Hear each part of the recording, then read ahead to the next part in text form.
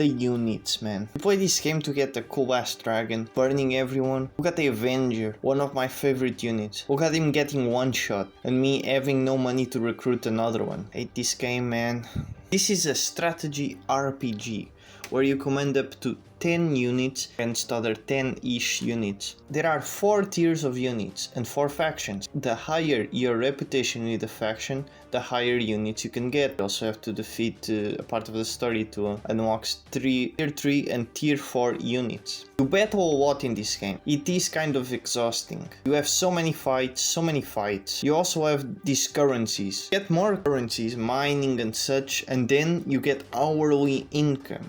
Now, this is a pretty normal format for like a mobile game or an online game where, you know, like you go to buy a gun in Destiny or Borderlands and it rotates every hour or something like that. Same here with the market. But the thing is, for the market to rotate, you need to keep the game running. Who thought of this? Now, I know why they did this. They want to up your Steam gameplay time. To seem like people are playing this game a lot, so they enjoy it. But it's just so cheap and dumb, because people are gonna review the game and say this is bullshit. Anyways, turn the resolution of the game to 640, 480p and keep the game running for a day and come back later or something. When you want to fast travel, this is very interesting. You can always teleport to your main town, but then instead of opening a map, you have to go to your partner in crime and tell him, let's look at the map, and then you can travel. It's very autistic. I have nothing against autistic people, but these are indie game mistakes. But you know, this was made by a team of people. People saw this idea and left it in. In 40 hours of gameplay, I only encountered one game-breaking bug, which was a bit rough. So it took me 40 hours of gameplay to unlock tier 4 units, which is a bit too long. Kinda want to play this game to get the cool ass dragon and then you have to wait 40 hours. It's a bit rough. The game offers you plenty of options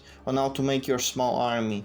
You get companions for all 4 factions, and they are a taste of what tier 3 and tier 4 units from those factions play by. Some are really cool, feel so broken to unlock the Necromancer, for example. When he kills units with his attacks, he summons units. The battle swings you can muster, it's amazing. The healing in the Empire units, the White Dragons, the Heist Giant one-shotting all my guys, the Health Assassins, the Black Dragons, the Rangers. Really play this game for the units. The units are great. Really feel rewarded putting the time in and finally getting the reputation and the story progress to get the units you really wanted. A game changer for me was the Enria's unit, a flying unit which is unaffected by ground debuffs like burning ground, and there's only one map where the flying units are extremely countered. Also, she heals everyone when she attacks, which is amazing. Has a lot of health and has one of the better backline abilities,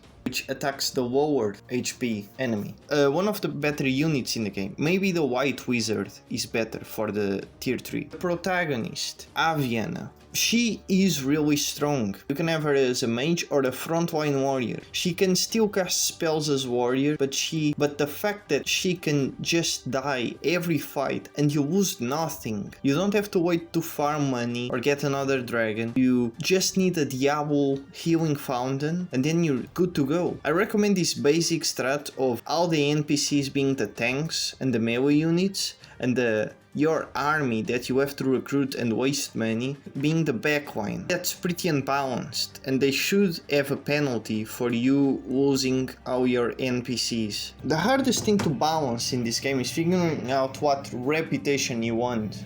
You can have most reps high, but you can only get one really high and one really low and 2 in the middle. For example, I sacrificed my elven rep for demons. I really like demons. Demons are better than elves. They also burn things. I like burning things. And not even knowing what happened on the field from how much fire is on the ground. Final tip before the score. If you actually made a bad story choice and it ruined the reputation you're trying to get, go back to a previous save. Also, if you're getting smashed in a fight, you have to quit the game and reload, because there's no option of quick load, which is another autistic choice. Gameplay gets an 8 out of 10.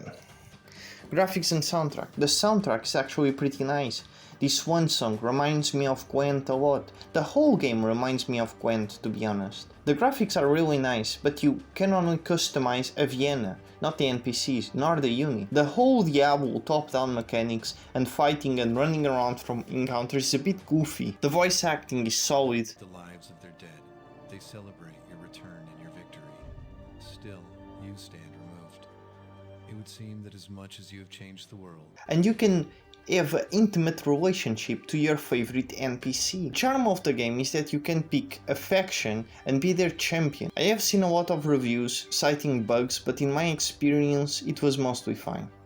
But can just be me. The graphics and soundtrack 8.5. The price, now this is tricky because this costs 40 euros and I think I saw it by like 2 euros on another website, and that's up to you. Still, the price is 6 out of 10 for being 40 euros and not being on sale a lot on my website. This game gets a ton of crap thrown at him in the reviews, mostly because it's not Disciples. There was a game made, the name Disciples, back in the 2000s, and this game is not very faithful to that idea of the game. This is more of a King's Bounty game, and the fans are pissed. The nerds are pissed. They're coming after the reviews and they don't like the game. So, if you see a lot of those reviews, you don't know what Disciples were before this game, those reviews don't matter. Final score.